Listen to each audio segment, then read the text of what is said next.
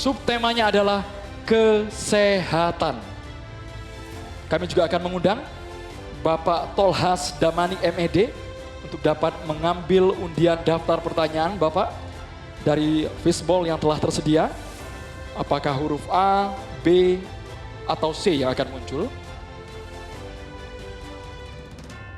Bisa diperlihatkan?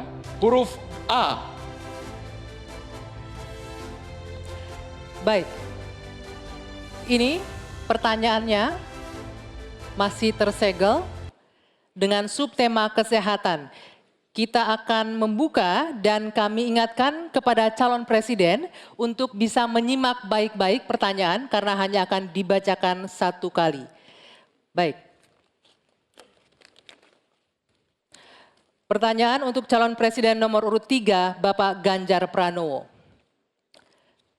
World Population Prospect tahun 2022 menunjukkan angka harapan hidup manusia Indonesia berada di urutan 10 dari 11 negara ASEAN. Salah satu penyebabnya, kebijakan program dan anggaran kesehatan lebih berorientasi pada aspek kuratif daripada promotif dan preventif. Pertanyaannya, bagaimana strategi paslon untuk memprioritaskan anggaran dan program promotif preventif? Silakan waktu Anda 2 menit menjawab, dimulai ketika berbicara. Terima kasih. Kalau tadi dalam pembukaan saya sampaikan mesti preventif dan promotif mesti diwujudkan dalam bentuk kepengetahuan kita terhadap kesehatan minimal untuk kita sendiri. Berolahraga, makan sehat, hidup bersih sehat, saya kira itu yang paling baik. Maka pada tahap berikutnya barulah kemudian kita memberikan fasilitas kesehatan sampai ke desa-desa seperti tadi saya sampaikan, 1 desa, 1 vaskes, 1 nakes.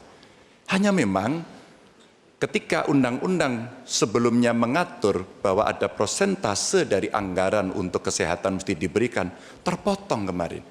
Rasanya ini mesti dikembalikan. Angka 5-10% menjadi angka yang bisa memastikan dalam politik kesehatan kita, layanan itu akan jauh bisa lebih baik. Namun ingat, kalau kita bicara angka harapan hidup, maka terhadap mereka mesti mendapatkan layanan kesehatan baik, mereka mesti mendapatkan hiburan yang baik, budayawan juga bisa membantu mereka untuk bisa membahagiakan mereka. Maka pada saat itu ternyata ada juga keinginan dari masyarakat, kami juga perlu mendapatkan layanan yang baik. Maka kalau kemudian kami bisa mendapatkan layanan baik, maka kami merasa nyaman, kami senang, dan hidup kami akan lebih panjang. Maka peran posyandu, peran dasawisma, peran kelurahan, RT, itu menjadi kekuatan yang luar biasa. Di samping tentu saja, pemerintah akan mendampingi dalam setiap kebijakan yang ada. Sehingga dalam politik anggaran, ada persentase yang mesti disiapkan agar anggaran kita bisa cukup untuk bisa memenuhi. Tentu ini kita bisa lakukan secara bertahap. Dan itulah program yang cukup bisa komprehensif menyelesaikan bagaimana harapan hidup bisa jauh lebih panjang. Ya, selanjutnya kami berikan kesempatan untuk Capres nomor 1 Bapak Anies Baswedan menanggapi jawaban yang disampaikan oleh Pak Ganjar. Silakan Pak Anies, waktu Anda 1 menit dimulai ketika berbicara.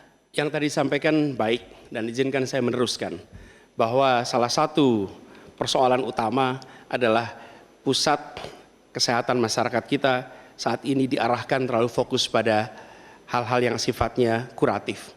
Lalu urusan kesehatan seakan menjadi urusan Kementerian Kesehatan dan Dinas Kesehatan saja.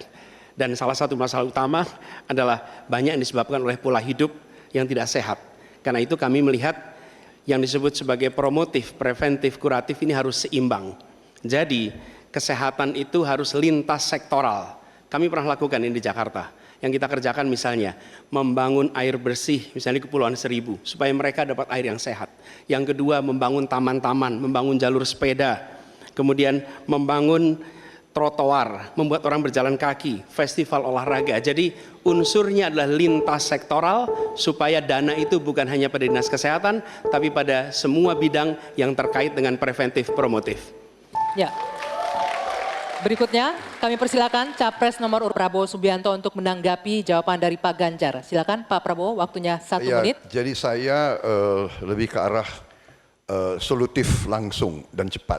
Masalah kesehatan di Indonesia adalah kurangnya dokter.